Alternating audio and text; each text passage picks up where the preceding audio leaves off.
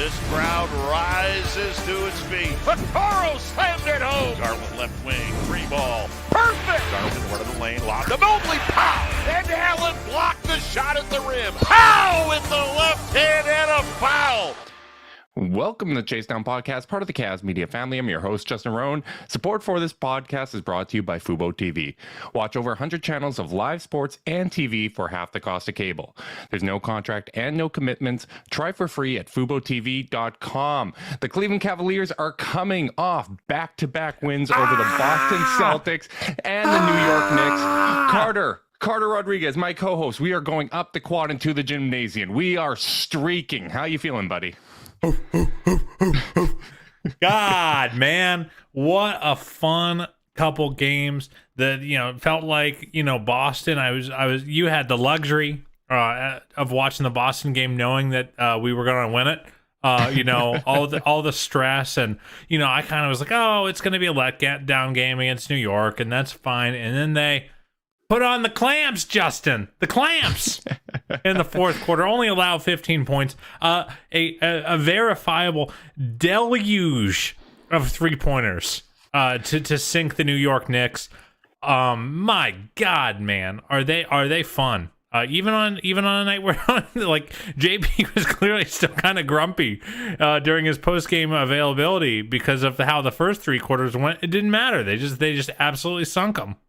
Yeah, it's amazing the resilience that this team has shown over this 5-game winning streak, because obviously they are without Darius Garland, and they've been lifted by the amazing play of Donovan Mitchell. Was absolutely spectacular tonight with 38 points, 12 assists, 2 blocks, and a steal. I think a lot of people are going to frame this as, like a revenge game against the Knicks, blah, blah, blah. But he just put up 41 on Boston. Was there revenge on them? This is what he's been doing this season. He is playing at a legitimate MVP level right now. He has deserved those MVP chance to this point.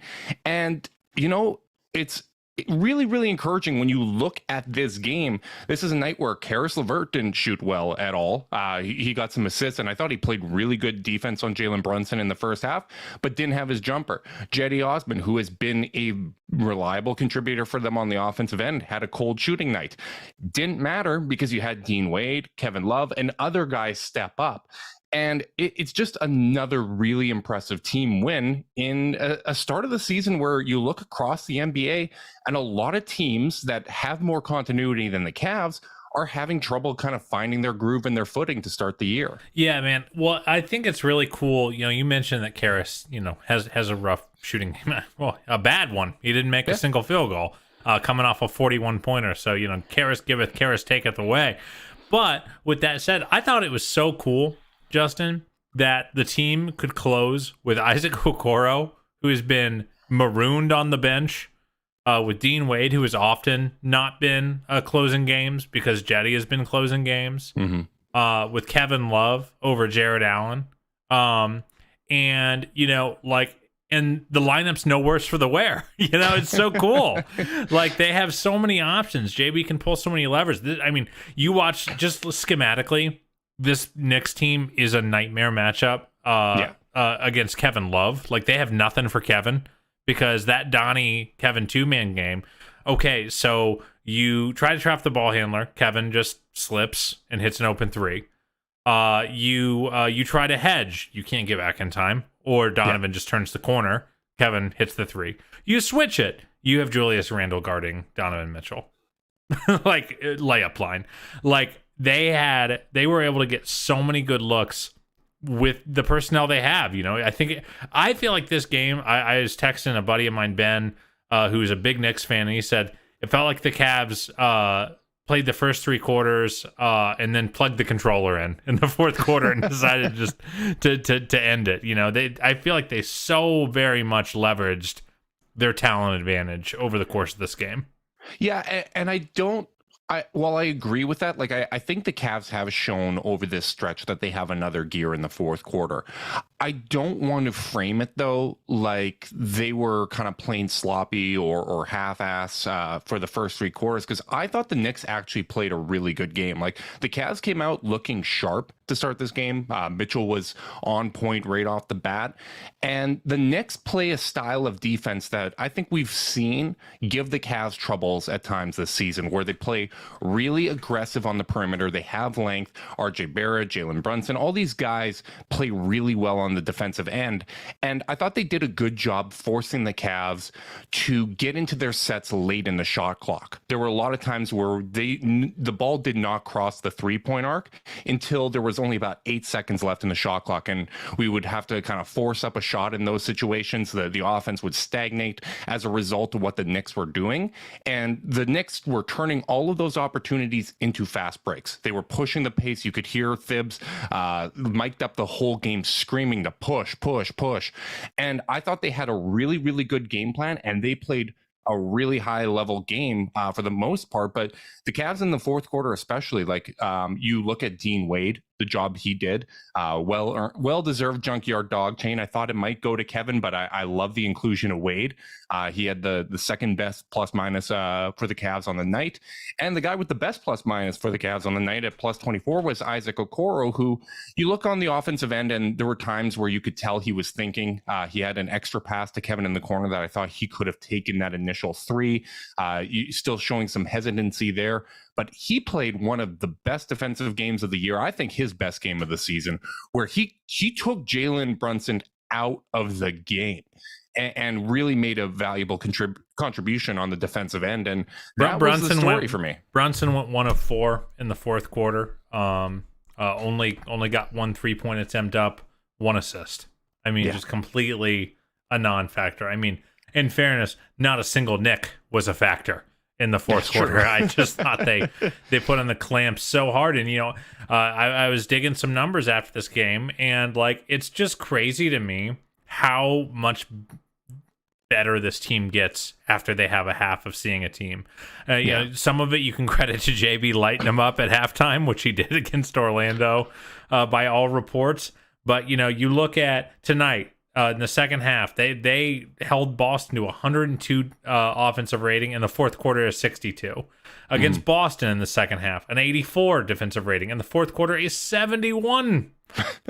Against Orlando in the second half, an 87, and in the fourth quarter, 88. So they are a team that, it was funny. I was doing a little reverse jinx action against Boston. I didn't want to tell anyone, but I said, I don't know if we got the stops tonight. Just hoping to see if maybe we could. And, what's been interesting about this team is they got the stops every night when it's mattered. They have really, really been, and it's not that they've been a bad first half team. They're plus 8.1 per 100 possessions in the first half. But it's a much more offensive game. They're putting up 120. 121 offensive rating and allowing 113. The second half, that's dropping down to 99.6. And then, of course, in the in overtime so far, they're a cool 90 plus 91.6 net rating so far in those 10 minutes. Yeah, I mean, the fourth quarter has been their quarter. We saw the first game of the season. The Cavs ran out of gas. Toronto out-executed them, and they kind of showed their experience, right? The experience they had through continuity, what they're able to do on the defensive end. Since then, you look at this 5-game winning streak, and the Cavs have a plus 38.6 net rating in fourth quarters of wins. And that is a league best mark. Toronto's right behind them as the second best net rating in fourth quarters of wins. But the Cavs have been a two-way force in those quarters. 82.9 defensive rating, 121.6 on the offensive end. Like, they are getting it done on both ends of the court in the fourth quarter. And I think it really goes to show the level of preparation this team has, that they are able to make adjustments because they've gone through scenarios in practice and throughout training camp. They had that extra session of training camp working together and trying to eliminate some of the learning curve. And I mean, those growing pains are still there. Like, there are times where you can tell guys don't necessarily know the hierarchy yet. They'll clamp up a little bit. They'll make mistakes. They're still getting comfortable with one another.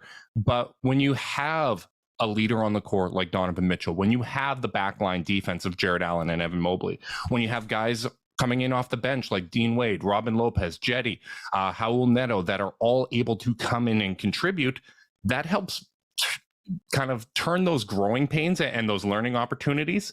They're not as costly because they're able to turn those games into wins. And I could not be more impressed at this 5-1 start. It's really, really impressive. And to me, I think a lot of the credit has to go to JB Bickerstaff at this point. Yeah, I mean, JB is playing, or is just been coaching out of his mind. I really do think this team, he has this team's ear. You know, you hear them cite his influence all the time, you know, out kind of unnecessarily. You know, it's not like they, you know, what did coach do? No, it's like they'll kind of go out of their way to talk about kind of the way he challenges the team, the way he, you know, holds them to a certain standard, the way he works with guys. And you know, I ever since Kevin kind of came off the bench with grace and, you know, kind of talked to, and you hear about how it's the way that JB as a communicator kind of helps set those expectations.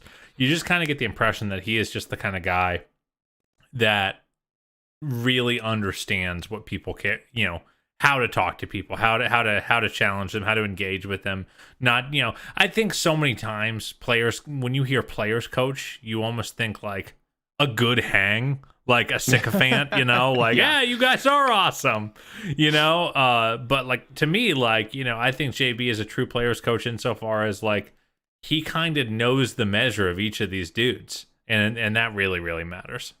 It really matters. And I think when you look at how prepared guys are to come in off the bench when they're out of the rotation, like Isaac Okoro, the fact that you have the confidence in Isaac Okoro to come in for Karis LeVert, who has been really good for the Cavs this season, that you can have Dean Wade, that you can have Jared Allen coming in or sitting for the end of the game because, hey, we're going to go to Evan Mobley and Kevin Love here.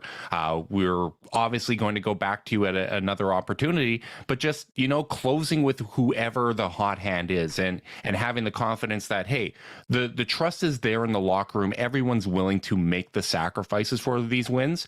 I think that is something that only can be developed by going through it in practice and having those open forms of communication where everyone knows what the expectations are. Everyone knows to stay ready because you never know when you're going to be called upon. You never know when someone's going to have an off shooting night. And you look at Karis LeVert, and I think in some ways it was kind of predictable that he'd have a little bit of trouble against this defense because they're just so physical and aggressive, and his handle can get a little loose against these teams. And I think you saw that the Knicks perimeter defense was even more effective as they went deeper into the rotation. And, you know, you kind of had some of the reserves in there, and the Knicks were really able to put the pressure on. But I just thought it was so impressive that the guys that were called upon, you know, Coro and Dean Wade and Kevin Love, that they're ready and that the starters all come out with grace. And I would expect those guys to be ready for the next game because that's kind of the culture that they've set this early in the season.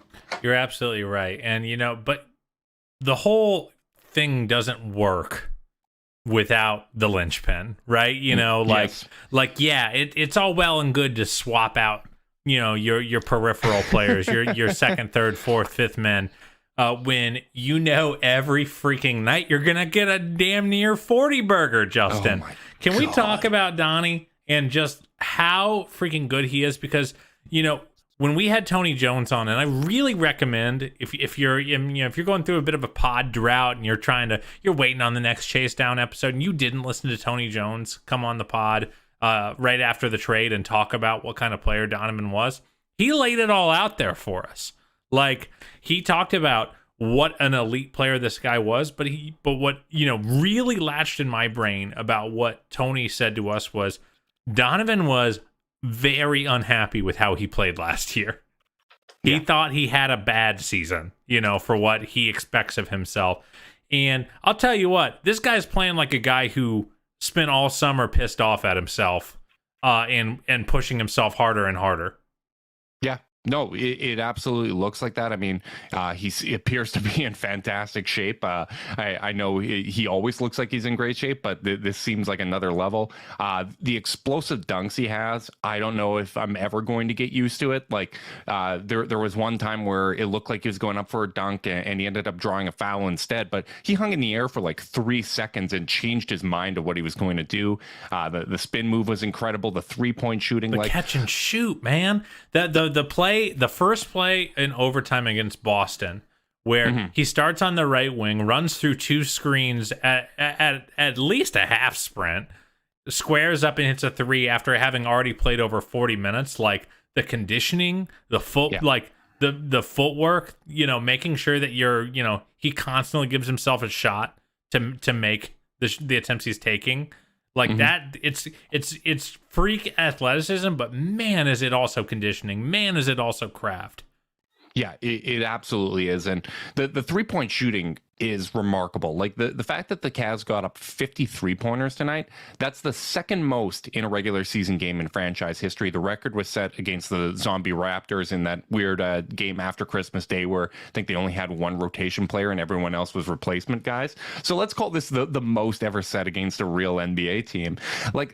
And they did it without Darius Garland. And I think the fact that Donovan Mitchell is able to go out there and put that much pressure as a shooter, that makes your pick and roll that much more deadly. And I think it helps him because in that podcast with Tony Jones, he was talking about how the Jazz would even stagger Mitchell and Gobert because that was kind of the 2 linchpins of their team. But that takes away the ability to go out there with the pick and roll. And when you have Jared Allen, who's a great screen setter. Robin Lopez, that's a great screen setter. Kevin Love's a threat as a pick and pop guy.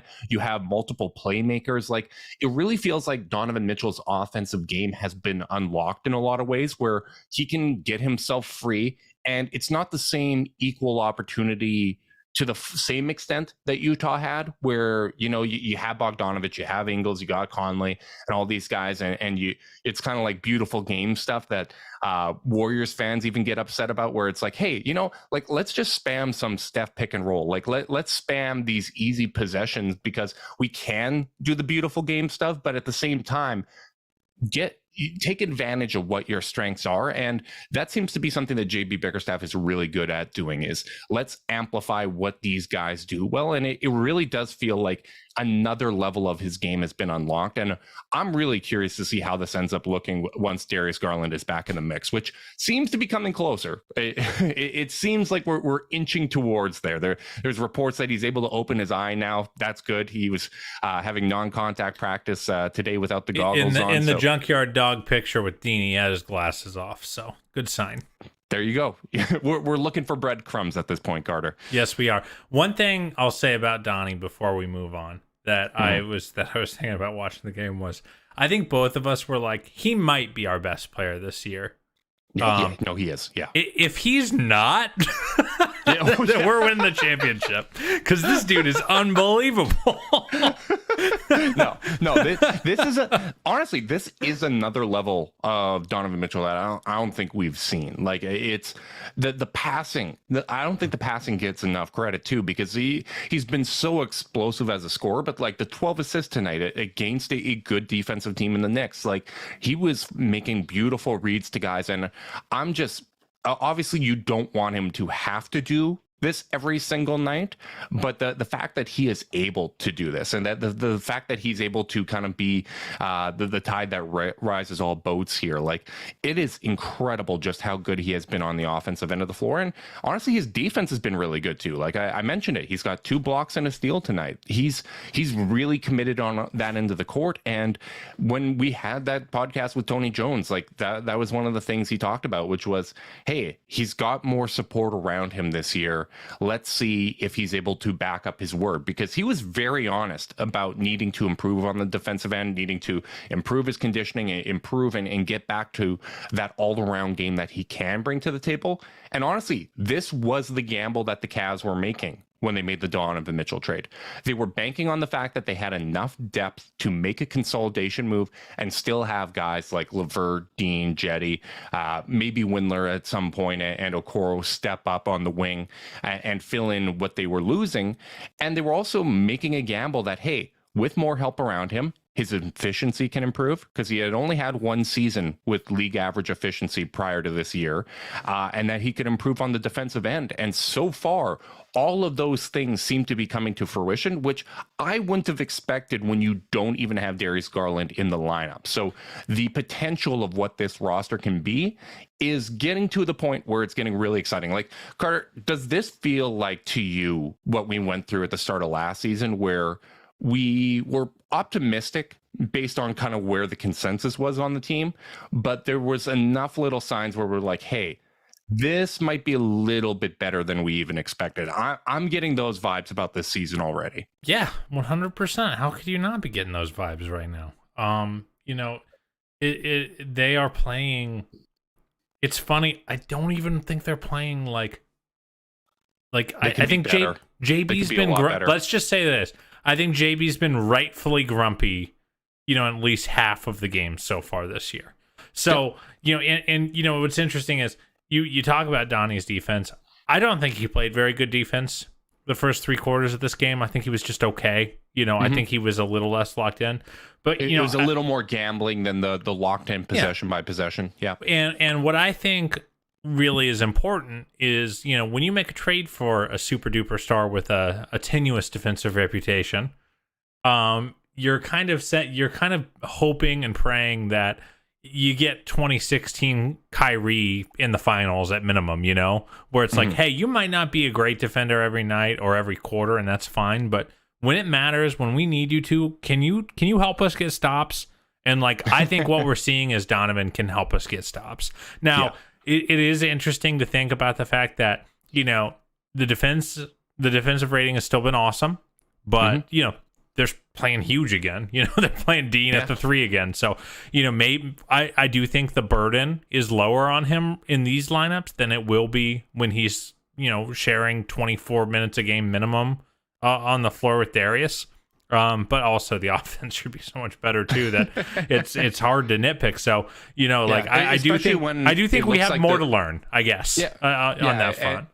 And especially when it looks like one of the bigger kind of holes in the defense right now is transition, and a lot of those transition opportunities come off of misses, right? So you kind of hope that having a better offense with Garland out there, and Garland will play good positional defense, but you just won't have the same luxury of, hey, we're going to throw Karis LeVert on to Jalen Brunson to start this game and hold them to 2 points in the first half, or go to Isaac Okoro in the fourth quarter and turn his water off. Like, you're not necessarily going to have the same option, although you would assume that JB is going to have the same strategy with Garland and Mitchell, where if one of them doesn't have it and he sees something with a different unit, he's going to ride those units, right? Because I think JB's give an F meter is so low about that sort of thing. I just think he's just going to do whatever is right. Exactly. I that's one of the cool things about JB, I think, as a coach thus far, is I just don't think I think he always will defend himself with, I made the call to play the guy who was playing better. Yep. And I just don't think he cares that much.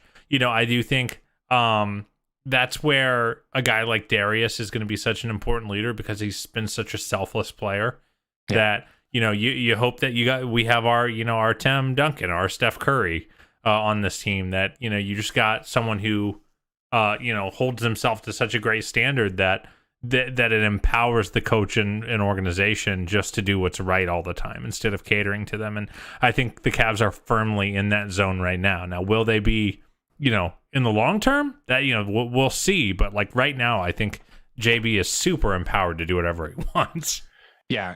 And honestly, I think Mitchell getting to this level of comfort already with the Cavs, I think that's actually going to make it easier for Garland to come back, because Garland's just going to feed hot hands, right? Like he is a guy that is always looking to set people up and get people in their spots, keep them comfortable, keep feeding them. And like you look at what the Knicks did on the perimeter defensively, you're not going to be able to do that to the same extent when it's Garland and Mitchell out there. You're able to, as our buddy Nikias Duncan says, add a little more window dressing to what you're doing offensively and disguise it, right? Where, okay, we're giving it to Garland. It looks like Garland's about to initiate a pick and roll, and then he kicks it to Mitchell, and instead the action's actually coming on that side of the court, right? Like you're able to disguise what you're doing when you have more offensive talent there, and that makes it harder for defenses like Toronto, like Orlando, or the Knicks that have that length and can get up into you. That makes it harder for them to deploy what they want to do defensively. So I think Mitchell being at this level of comfort is going to make a lot of things easier for him and make this transition easier, because I do expect when Garland comes back that there's going to be some miscommunications at times, right? Like you get comfortable with one group of guys, and when you reintegrate a significant part of the team, as much as he makes guys better, and I think life is going to be easier for Mobley, Allen, and even Okoro in particular, there's still going to be, those little growing pains. But we've seen over this winning streak that you can have those growing pains and still come away with the win. You can still dig deep and get it done when it matters most. Yeah, I think their margin for error is just really good right now, which is awesome. It's what you want to see as you're figuring out how to implement a new player, new rotation, and fight through a very, very competitive East. I mean, it is also worth noting, Justin, that the Cavs are now officially in the top 5 in offense and defense in the league right now, something I don't think I would have dreamed of for this season. Obviously, who's to say that's going to maintain, but they've played some really good teams so far, some really good defenses so far. So, I think that the dream for me, I forget what we talked about, what predictions we made, but I was hoping for like 15-5, like defense stays great, but offense gets, inches up towards a little past league average. And like, if they're like this, the homer being 4 on defense and I think 8 on offense was where naturally. I was hoping. And I mean, they might land there. So, I really think that if this team is going to be a team that's going to live in the top 5 of both all season, then we really need to start reevaluating kind of what kind of team this is, man. Because I was talking to my brother who who joined us at the Orlando game, and he's been kind of diving back in to basketball after a little hiatus, and he's like, why aren't we the first year Steve Kerr took over the Warriors? Like that team, no one thought that team won 67 games. And obviously he's very, very high on them right now. And, obviously everyone's feeling the good vibes, but like sometimes teams just go freaking nuts, and like this is a team that got appreciably better. And I just think in all of our preseason evaluation, we were still treating the Mitchell thing as, okay, we lose Lowry, but we add someone who's like 10% better than Colin. And that has just it. Yeah, we were low on that. Yeah, we were just too low. And like stars matter more in basketball than anything else. So I do think we need to probably start, like as we hit like the first trimester of the season, the 1 quarter mark of the season. Like if these numbers are really are really holding there, we should start getting a little more reckless. And God knows, I know you love to hear that. I absolutely love to hear that, man. It feels so good to be back in a position where you have a player that feels inevitable, where any deficit, you feel like you still have a puncher's chance to get back into it. Because the impressive thing over this stretch, it's not like the Cavs have just steamrolled these teams. They've been down. They've faced adversity in every single one of these games. Like you get out to a hot start against Boston, and in Boston, they come back, they get a big lead, and you claw back and take that game from them. Like that is something that veteran teams do. That's something that like contending teams do, that they can reach that other gear in the fourth quarter. And having a player like Donovan Mitchell that just feels inevitable, where he can go out and get those shots, like that's something that we've obviously had in the past when we had LeBron, and Mitchell is playing at that superstar type level where honestly, he feels as inevitable as a mid-pod ad read on the chase down. And support for this podcast and the following message comes from Zoom. 500,000 businesses connect using Zoom, a single platform for phone, chat, workspaces, events, apps, and video. Zoom enables real-time collaboration for teams around the globe. Zoom, how the world connects. Well done, Justin. Can we talk about Kevin Love for a minute? We need to talk about Kevin. I've been dying to talk about Kevin. This man, it just absolutely cooked him. He truly is at the elite role player phase of his career, where there are going to be some matchups that are just kind of sucky for him, and they don't work. By the way, God, that pass from Evan on the catch to feed Evan to Kevin down low was god damn amazing. But I think that Kevin's at the point now where he might not be great against everyone, but the teams he's great against, it's just a cheat code. Not that many players on the Cavs had a good offensive game tonight, but when you have 16 threes between two dudes, it just doesn't matter. It was just so challenging. He was taking some really deep ones, really slipping, getting set, super smart. Just he had them in prison all night. They had no chance against him. Yeah, he was absolutely fantastic. And you're right. It's at that point where if Kevin's got it going, you're going to ride that hot hand, because what the Cavs do well offensively, you look at last year when running the Garland, Allen or Mobley pick and roll, that was tough to take away even without that spacing. And now that you have Karis LeVert, who has really stepped up his game as a playmaker and kind of found ways to contribute beyond the ups and downs of his individual shooting. Now that you have that dynamicism on the court, I think I just botched that word, but that's fine. I was gonna leave it be. Yeah, I it's late. We don't usually do post-game pods. But now that you have so many threats around, it's so hard to account for Kevin Love, because he does have that quick trigger. He's able to pull up from so far behind the three-point line, and he just makes it so difficult. The defense has to always account for him, and if you're late on that rotation, you have to jump out because he's got the quick trigger, but he's going to do the escape dribble and get himself an open three in those situations, and it's just inevitable. He's such a valuable contributor, and he's got that IQ, he's got that veteran presence. And the thing I really like about this is you can see the influence the vets have on some of the younger guys. I'm seeing more and more Kevin Love in Dean Wade's game, even though I think Dean Wade is starting to make a transition to being more of a wing. How about that little dribble reset for Dean at the top of the arc that he hit? That was Kevin-esque. That was the exact one I was thinking about. And it's fun that he's added that to his game while also adding more movement shooting and the types of stuff that allows him to play as a small forward and get that three-point rate up. Can I tell you this? I'm glad we didn't attach multiple first-round picks to get off of Kevin Love's contract. Yeah. I'm comfortable saying that. And by the way, I always felt that way. I was one of the only ones when things were as low as they got. I was like, this guy's still really good at basketball, guys. Talk your talk, man. don't attach picks. Don't play Twitter GM to try to dump a player who is good when our team is not that good yet. We didn't have the luxury to just dump Kevin Love then, and we are certainly reaping the benefits that Kobe Altman played the long game today. Yeah, 100%. But getting back to the point I was making, I love that little escape dribble scene with Dean Wade. I love seeing Jared Allen start to incorporate more of the hook shots. You can tell the Robin Lopez influence there. And I love that Donovan Mitchell is in guys' ears. Bro, he talks walking back down the court. So much.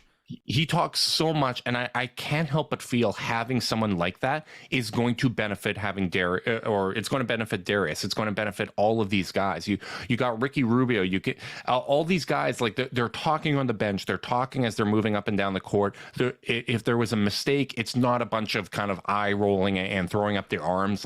You can tell, Donovan's in Dean's ear being like, hey, I need you to be a little more here in the corner when I'm driving there. The communication is at such such a high level, and you're seeing Evan and Jarrett be more vocal, and it's infectious, and that is so important because a lot of these guys, like, they're quieter, right? They're quieter by nature, but just the desire to go out and win, the desire to be better, the desire to be better than people even expect, all of that stuff comes together to kind of create this great culture where everyone's feeding off of one another and everyone is adding. What was the well analogy? Wasn't that Kobe that had that, where we want guys to be a faucet? Oh yeah, it was. Oh, I don't. Everyone be a faucet, not a drain. I don't know. I think it was something along those lines. Most of the time we're prepared for the pod, but that one just came to mind as I was talking. But everyone is adding something to this team, and to me that is so great to see as a fan, and it's one of those contributing factors that make you think, hey, this can continue. They can continue to exceed expectations. And I mean, there's going to be another test. You look at the start of the season, and I think the only team they've played that doesn't have playoff aspirations is Orlando. Like, all these teams, like the Knicks got better, adding Brunson and Hardenstein to a team that won 36 games last year. Like, they are going to be better. That is not an easy out. And all these tests just seem to make the Cavs stronger and stronger as they go. Yeah, man. This is, they got another big one on Wednesday. Boston's coming to town. Cavs I can't wait for that. Cavs will be fully rested. I really hope we see Darius back. But, I have a feeling, I feel this is reckless speculation. No sauces or nothing, but I feel like it's got to be right around the corner. Everything's trending that way. I remember we quoted the in street clothes tweet, lacerated eyelid, that it's usually 1 to 5 games. 5 was the most that had ever been missed. It's been 5 games now, Carter. We'll see if Darius is going to set a new record or if he's going to make his return against the Boston Celtics, because that would be a hell of a game for him to have his return to the lineup. Absolutely. I just think, this early stretch, winning games that are less than ideal, like tonight, or, beating Boston on the road without Darius. Like, these wins really, really matter, and we saw the team, have a big lead and kind of fumble the bag down the stretch, obviously due to, insane injuries last year.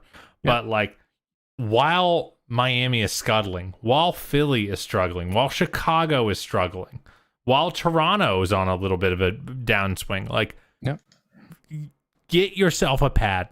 Give yourself some room in case you do get bit by the injury bug again, in case you do have a stretch where things just ain't clicking right. So, I really hope that they kind of keep attacking each matchup. Like, obviously, if they lose to Boston, there's no shame in losing to Boston. Yeah. But, it would be so valuable before you go play before you go on a road trip and play a bunch of teams who are also struggling, because they're going to Detroit, who, by the way, just took a big dub against the Warriors. So they're probably riding high. But then you go at the Lakers, at the Clippers, who are not playing particularly good basketball right now, at the Kings, who only have 1 win, and at the Warriors, who I believe are 3-3 on the year. So there are big names that they're playing early in the season, but these teams are not all clicking on all cylinders. So get your wins now, get yourself that pad, jump out to a 10-2 start or something like that, because that's just going to give you the kind of room to absorb, when other teams start hitting back. Yeah. And to clarify, because I completely agree with what you're saying. I think what you're saying is, well, we can't count any of these as wins because all of these teams are really talented. All winnable. And you look at Detroit, knocking off the Warriors, and there's countless examples. Look what Utah's doing. There are no easy matchups, and you can't count any of these games as wins. But it's so important to really close out and recognize the opportunity you have, because when you give yourself this cushion, when you go out and you win 5 games without Darius Garland, that allows you to play it safer too, right? Hey, if somebody needs rest, we know we have the depth to make up for that. We don't have to rush guys back from injury. We can make sure that Ricky Rubio has time to practice with the team and get fully up to speed, get a bunch of practices in so that it's less of there's less rust once he gets into the lineup because he's been prepped. He's been in all the film studies. He's had some practices. Like, you can really take your time because you do have this depth and you've built up a cushion. So that's why it's so important to get these wins and to really continue to perform at a high level, because injuries are going to happen. You are going to go through droughts, right? Like Donovan Mitchell, Darius, every single player on this roster is going to have stretches where they just don't have it. They don't have the legs. They don't shoot well on any given night. And you never know when that's going to happen. And you never know when another team is just going to get insanely hot and make you pay. So getting that cushion early on and especially winning these games against teams that are going to be in this race, like getting road wins against Chicago and Boston, like that is really, really important. But it's less important if you don't hold serve and win your home games against those teams too. So this is a real opportunity for the Cavs to put some space between them and Boston to basically guarantee that there's not going to be the head-to-head tiebreaker. Boston can't get that if the Cavs beat them on Wednesday. So there's a lot riding for an early season game, the seventh game of the year. Yeah, and also I just hate Boston, Justin, and I can't help it. They just riled me up in a way I just can't. I can't quite wrap my head around, and I never will be able to understand why. I mean, it was to the point where I was rooting for the Warriors in the finals last year. I don't know why. I still got some gripes with you over that. Well, listen, the heart wants what the heart wants. I think logically, I thought I would be at best indifferent, but I think, you can't shut your brain off. By the way, Evan Mobley. Oh, I beg to differ. I shut my brain off on a daily basis. What I'm saying is the unconscious mind seeps into the conscious mind. Real quick, I wanted to know, does it feel like Evan Mobley is averaging a full point per game more than he did last year? Because I didn't even realize it till today. He's really having a nice offensive season so far. Yeah, you can tell he's starting to have his legs back. He's back in game shape. Like he's making a difference out there, and I think it's noteworthy in the Orlando and Boston game in particular. They went to him a fair bit in the fourth quarter when they needed a bucket. It's not like, hey, we're up 15, we can kind of experiment, Evan, go create. Against Orlando, it was, hey, we're dumping the ball into you at 18 feet.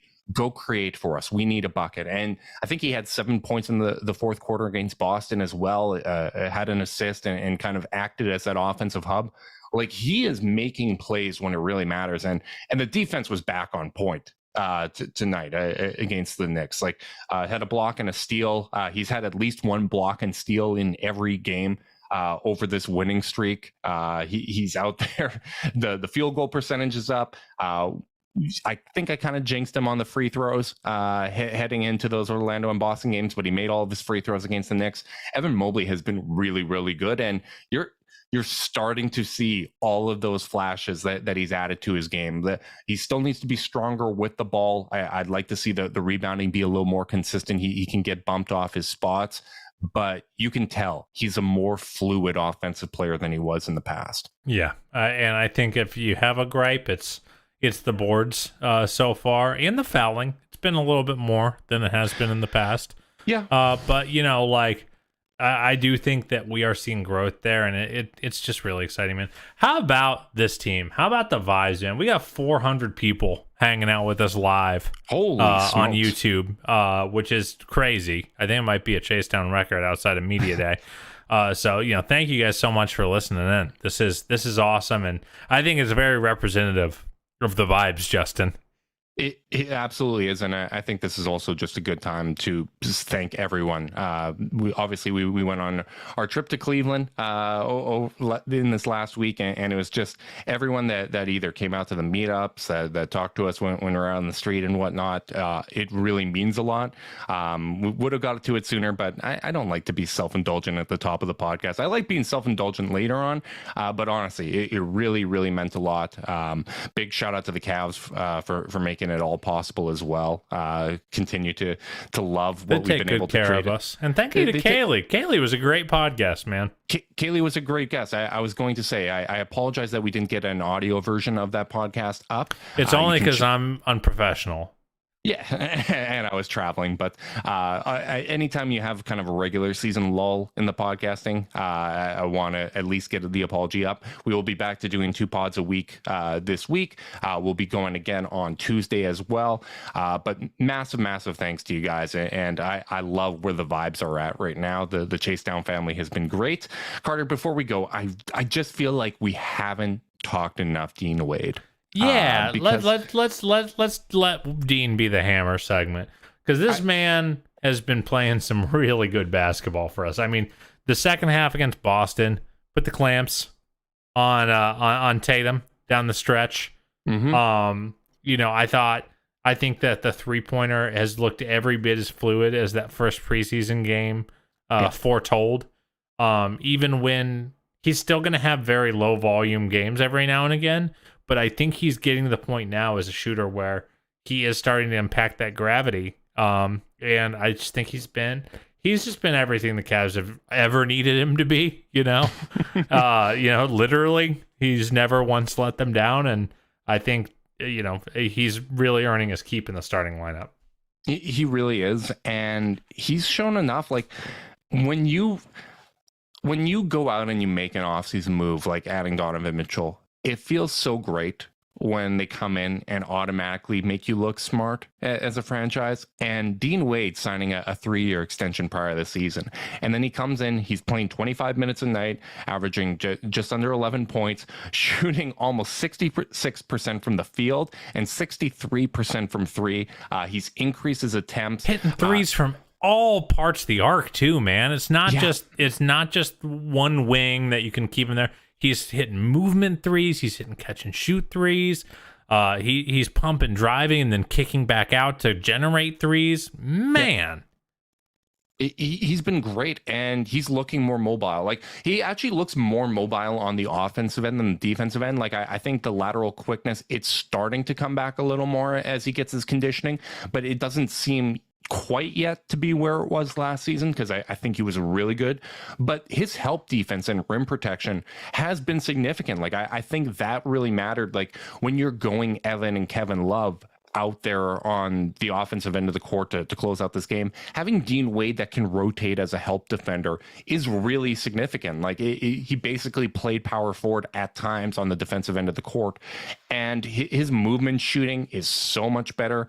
He's averaging 1.5 assists per game. He's moving the ball, making the right team plays. And JB said at the start of the season how they kind of had their core 7 guys, and they wanted to have 4 of those guys on the court at all times. And I think the assumption at that time was Isaac Okoro was one of them, especially with how he played in the preseason. But with Okoro, like, kind of still struggling on the offensive end, I kind of feel like Dean is now that guy. Like, he's one of the 7 right now that needs to be in the rotation no matter what, because when Garland comes back, it's going to be Karis LeVert playing at the small forward position. He's been playing really good team basketball. The shooting will come and go, but as long as he's really contributing on defense and that the assists and the ball movement and pushing the pace, as long as he's doing all the things that JB is asking of him, he's probably going to remain in that role. But Dean Wade needs to remain as a significant part of the rotation, because there's not there's not a whole lot more you want from a rotation player. Like, he's out there playing like Deanie and Finney Smith. Like, he's like one you were excited for. Don't pretend you weren't excited for that. Yeah, I've been waiting to work that one in. But like, he's one of those guys that, is a forward that can play both the 3 and the 4. He can give you good defense at both of those positions.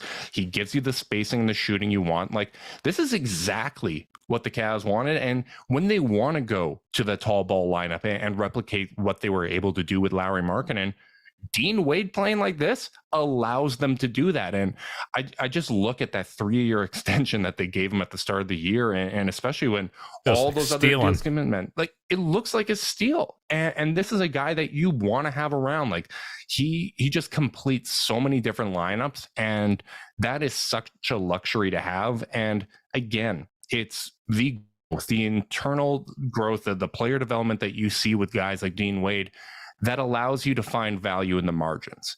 And that's the biggest thing. Like, I'm always rooting for guys to go out there and get paid. And like, I want to see Darius make an all-star team and, you know, like get those incentives that are out there. Like when guys are doing their best, you have to find value in the margins in other spots, and finding guys like Dean Wade, developing players like Dean Wade. Like, you hope that Isaiah Mobley can be a guy like that in the future, that with some time with the charge, with the player development, he can step in. Like, finding and developing these guys is such a difference maker from a team building perspective. Music. Oh man, I forgot about Luke's. A lot of good highlights, man. That's all I'm saying. That's all I'm saying. He's doing some fun stuff in the NBL. I'm not enough of a sicko to like be like watching those games back or anything. I'm like watching the highlights though. I'm checking them out. Hey, they're noteworthy. Our man is making it rain in the down under. So Australian Draymond, man. It's just so nice when the two big offensive contributors, Jetty and LeVert, that have really been making a difference. When both of those guys are off, and nothing. They got nothing out of those guys tonight. LeVert did give you the assist. Sure. But 121 points with one made field goal between the two of them. Yeah. Like, and you're not going to be as dependent on those guys once Darius is back. But the fact that you can weather the storm, get wins against teams that all have playoff aspirations, and you have Dean and Kevin step up, like that to me is so exciting. You have Mobley doing more. Like, Jared Allen didn't even get double-digit points, and he can do that. Like he had some massive games over the stretch. Yeah, so Jared and Evan don't have their number one accelerant offensively on the floor yet. Man, this is such a great place to be in. I did not expect a 5-1 start. I didn't expect a 5-1 start fully healthy. I certainly didn't expect it with Garland out. And man, this has been really, really impressive. And again, I want to say a 5-1 start with all 5 wins by either double digits or like at least 9 points, I think. Yeah. Again, I think a lot of credit has to go to JB Bickerstaff. And I mean, if this type of consistency continues, I think JB is going to be in the coach of the year race. I think Kobe needs to be in the executive of the year race. Like, I think Donovan's going to be competing for a high spot on those all NBA teams. Like, this pace that they're setting early on has really, really set the tone. And like you said, it still doesn't feel like they're playing great basketball. Like, it feels like there's still so much more room for growth. And that's one of the really encouraging things right now. Yes, it is, buddy. Feels good. Feels good to be a Cavs fan at this time of year. I'll tell you that much. Feels great to be a Cavs fan, and it feels great to be getting all this support. Thank you, everyone that's tuning in live on YouTube. We really, really do appreciate all the love and support. Make sure you like and subscribe. Click the notification bell so you know when we're going live. If you're listening via podcast, leave us a rating, leave a review, subscribe, unsubscribe, resubscribe, and help cook those books. If you want to be part of the Chase Down's exclusive Discord chat, send a screenshot of that review to chasedownpod@gmail.com. However you choose to support us, we really do appreciate it. Make sure you guys are staying safe out there, and until next time, go Cavs.